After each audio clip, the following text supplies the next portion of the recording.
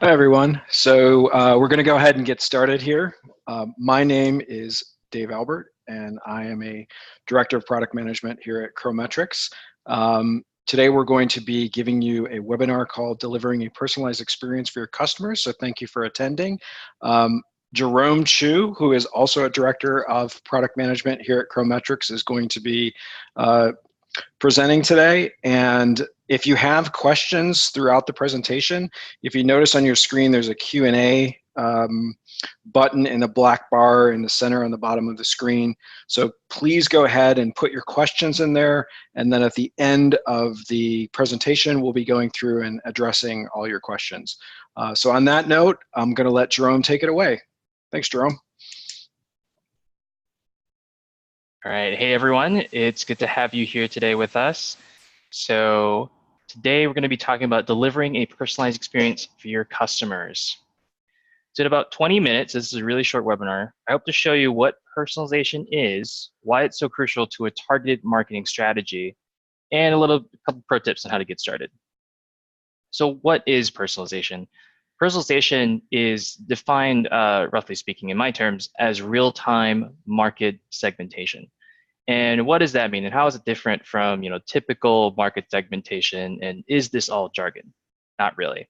So a way to think about it is instead of focus groups, personas, and surveys to get that segment data, you're using real-time data instead that you already have available or is acquirable by your customers. So think things that are already available on Google Analytics or any kind of event layer that you have on your site.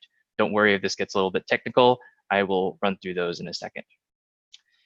And instead of redesigns, brand campaigns, or the like to engage with those segments, you're instead engaging with your key customers immediately and directly on your site. So why is this so important? The key to personalization and why it's so critical is because it allows you to be objective with your data. What people say is often quite different from what they actually do. And so surveys and focus groups don't do a really good job of capturing that. So using the real-time data that you're already collecting in your customers, you're able to turn that around instead of using something that's subjective that your customers might aspire to. The second thing here of why personalization is so important is because it allows you to engage directly with your key customers. If you've ever been to a conference where you've only captured a single lead out of hundreds of people you've talked to, you know exactly what I mean. Your website actually meets your customers one-on-one pretty much every single day. So why not make the most of it with a little bit of personalization touch to make it feel like they're talking to a person one-on-one? And finally, personalization allows you to find and capture your customers faster than your competition. It's real time. So instead of waiting for that study data from your research team, you can actually act on some of your customer data now and see those results immediately. So way back when I was working on my startup, I would sit in a Starbucks all day and I would actually wait for the right kind of customer persona to walk in through the door. And when they did, I would offer to buy their coffee and maybe some snack in exchange for answering a couple of questions about a product that I'm building. I'm hoping that it would match and fit them. And it turns out you can actually do all that now with personalization technology today, all from the comfort of your own office.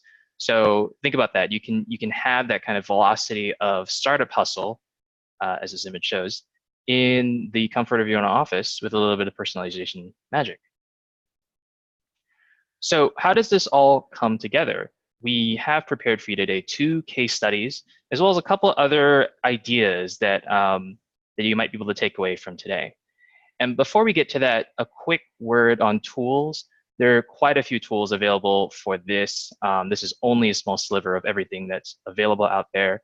We predominantly use Optimizely, although there are other personalization products out there, as I just said. One of mention potentially is Segment on the bottom right-hand corner of the screen here, where you're seeing that, where a couple days ago, they just released a personas feature that allows you to merge together data that you already have in your customers or prospects into these audiences that could then be funneled into a tool like Optimizely Personalization for engagement directly with the audiences that match a certain filter of data. So for example, if you had a particular desire to find people who used to be members of your subscription website more than 30 days ago, you can absolutely do that with Segment, create those personas, and funnel that into Optimizely and run those tests or any kind of personalization directly on that audience. So that's really, really sweet. One last quick note here, careful with buying into the hype of machine learning. That's a term and buzzword that's kind of been tossed around a lot lately. And there are a few discrete cases where sometimes machine learning actually makes sense. I'd say if your gut feel is that this shouldn't be possible with AI, it probably isn't. So things like recommendation engine or ad headlines, those things, you've got a whole boat of recommendations or ad headlines, and you just want a machine to optimize the best looking one. That, for the most part, works for machine learning, not so much for, I'd say, the bulk of the kind of testing that we're doing here at Chrometrics. So it's great for certain cases. It's not a silver bullet solution. We'd be happy to talk through how that could work for you. All right, so our first case today is on recruitment. We have a client who we tested various copy for pay for, and this is sort of indirect copy, and it covers the gamut from stuff like excellent pay, competitive pay, pay between $10 to $15, and all these were maybe better than each other, but not necessarily better than the control. And we didn't really know why, but we had an inkling that if we just showed the exact pay that they were going to get, which was different from each region, we might be able to see an increase in conversion rate. So what we did was, instead of, we asked users to self-enter zip codes, and using that information, we cross-referenced it against our database of regional pay. And then when they did that, we were able to pull up an exact pay rate for the user when they hit the site. So first they enter a zip code, and then they hit submit, and then they get an exact pay. So they can check their pay directly after they enter their zip code. And in just that alone, we saw a nearly 6.5% increase in completed applications. I think this is an excellent example of a geo-based personalization strategy that doesn't even require you to pay for a geo IP service or set any of that up. All you have to do is have this very, very unique database of regional pay already set up. But in a lot of cases, honestly, the data that you already have available, such as pay, can already be linked up to the stuff, to the kind of information you're able to pull from your users on your site. So to sum it all up here, what we're doing is we're using the data we already have available, so pay rate, and know that we can acquire on our customers, so location. We can engage with them immediately and directly with the exact pay rate and capture those otherwise would have been completely unengaged leads because they don't know exactly what they're getting paid. So that's pretty exciting.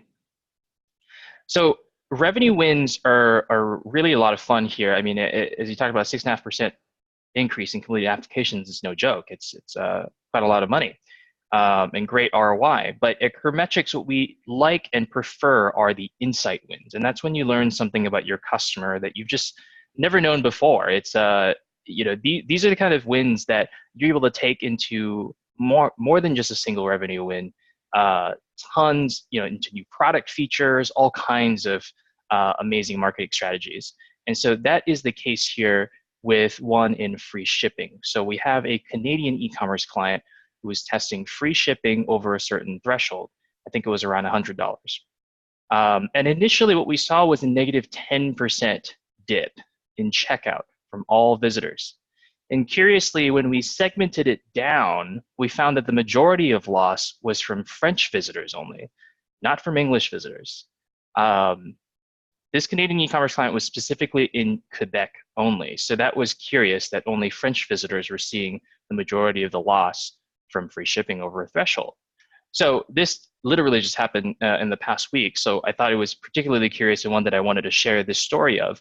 And the reason why is because personalization can truly generate some of these really meaningful insight wins that can take away something that you wouldn't have known before just from looking on an A/B test without segmenting down.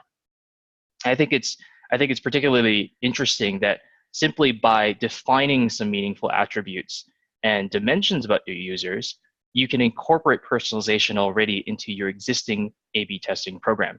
So Like I said before, you don't need a whole lot here to make personalization work for you. And you certainly don't need a whole lot of tools to even immediately get started and get some insights from there. So those are two great case studies, I think, that maybe lit a bit of a fire in your minds here for inspirations on how to take personalization forward. I've got three more ideas that I'd like to talk about with personalization. And these are some of the, I think, probably more exciting ones that may be beneficial or valuable for you depending on the business you're in. So the first one I'll talk about is the churn flow. So this is an interesting one. So typically the churn flow or cancellation flow for subscription businesses is managed by a product team, and you've seen Audible's cancellation flow before. For those who don't know, they'll take you through this very, very exciting funnel where they eventually offer you about 3 months free just by staying on. So if anyone has an Audible subscription now, go ahead and cancel it. You'll see exactly what I mean. But what I thought was interesting about Audible and what could be done with a lot more cancellation flows is to personalize it to the number of months a particular user has been active on your service, right? So for someone who's been on your trial for a month, does it really make sense to offer that 3-month additional trial? What about the other user that's been on that service for 2 years? That person seems particularly more valuable. There might have been something that stopped them from wanting to continue. So those are two different stories, and we wouldn't have known about them if we didn't personalize it to the exact type of user we're talking about. In this case, identified by the number of active months they've been on your service. So very curious, something that I think, if you plan to do a test like that, please let us know. But I'd personally love to see what are the results of that. And the second idea here that I've got are testimonials. So a lot of times in our own A/B testing, what we found is that testimonials are very hit or miss. I mean, the content on them have to be super precise, super relevant and relatable to the users you're reaching out to. So, which is sort of a reason why testimonials are a lot of times very hit or miss, is because when they do hit, they hit hard. So why not personalize your testimonials based on the relevant industry that your user is in or your visitor is in? And this is possible with organizational personalization. So you use tools like Demandbase or Clearbit to get some of the information about your B2B customer. And knowing that industry information about your visitor, you can pull up a testimonial that's only in that industry. So you're showing them, you're showing a healthcare user a healthcare industry testimonial. So very, very interesting here. And the last idea here I've got for you is messaging symmetry. Not as flashy as the other two ideas or even the case studies I got above, but really what we found is when you're symmetric across your ad headlines, your landing pages, all the way through the conversion, you'll get somewhere around the realm of maybe like a sub 5% lift. And I can't guarantee that for you, obviously. It hugely depends on the business you're in. But it might be a good way to personalize your flow without anything more than just making sure all of these line up. Get an MVP personalization program in place and validate some of your early investment into this through messaging symmetry alone. So again, not super flashy, but it's something that could get you started without a whole lot of effort. So those, again, were 2 case studies and 3 fantastic ideas here. And before, now that you've got that fire lit up and you'd like to run through some ways to get started with that and a little bit of pro tips from our experience running personalization for our clients. So a first note here, focus on messaging and content.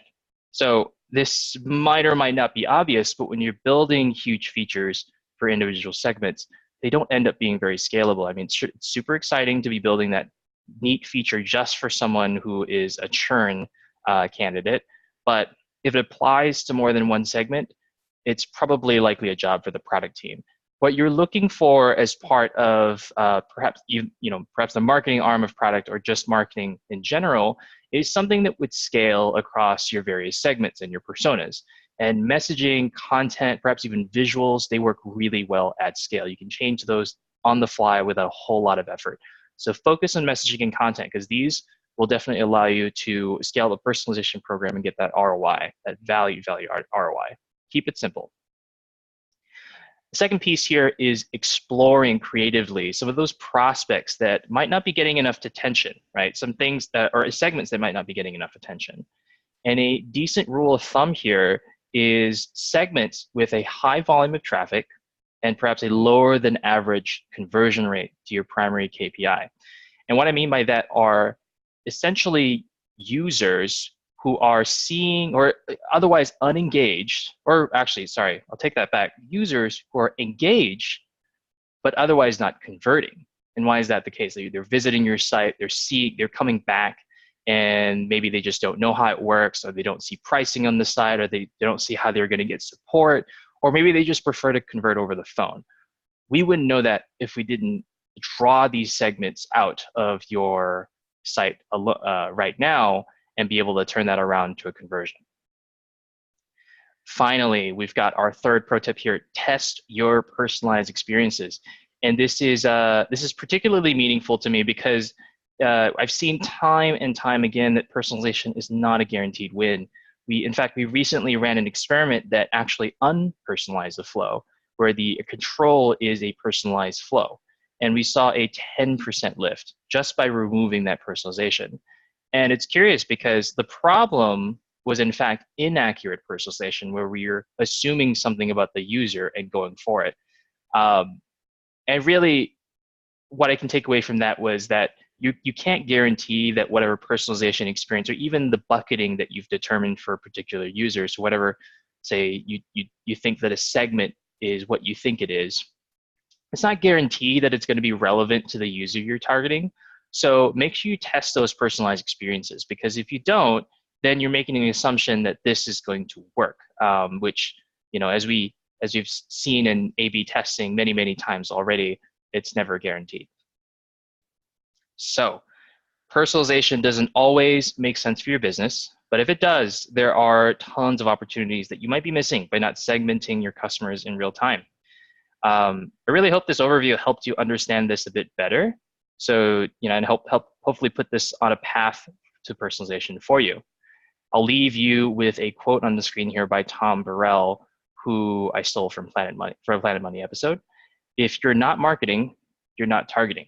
So thank you, and I look forward to your questions. Great, thanks, Jerome. So we do have a few questions here. So thanks for everyone for sticking around. If you have questions, you can continue to put them in the Q&A or in the chat, and we'll make sure that we get them to you. So Jerome, our first question is, can you provide your thoughts on dynamic yield? We test and tune all the time, but evaluating more robust systems around CMS and one-to-one content across all channels.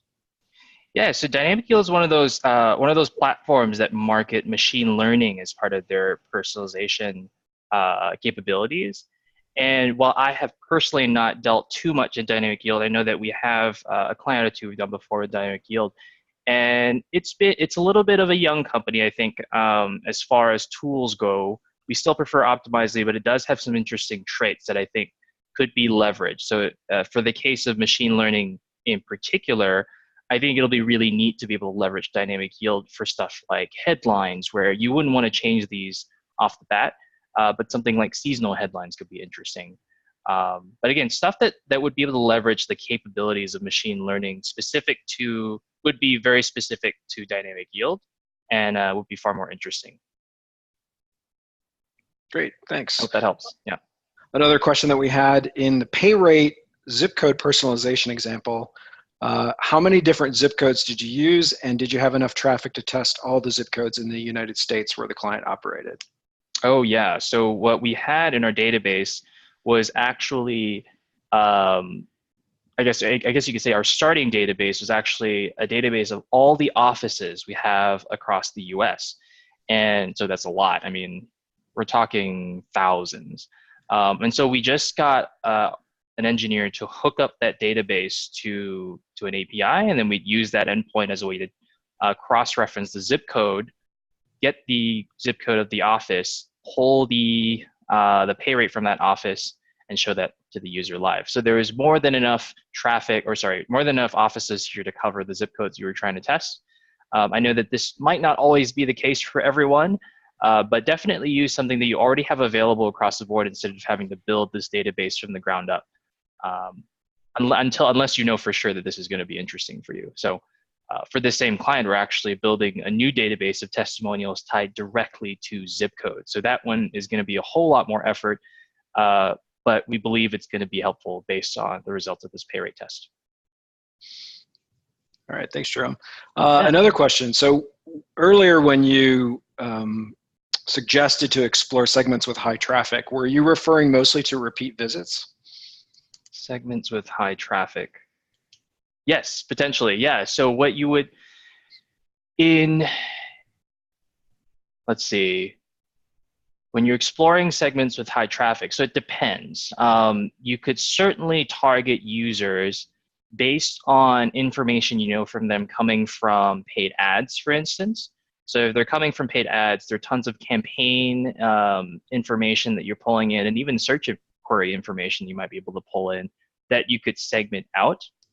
And this could easily result in a high volume percent of users who just didn't happen to convert today. But you could easily as well, personalization I think really shines when you've got tons of return visitors, especially behavioral personalization, because you can discover from that behavior things that you would have never known from a user coming in for the first time, such as why are they visiting your site 4 times within the last week?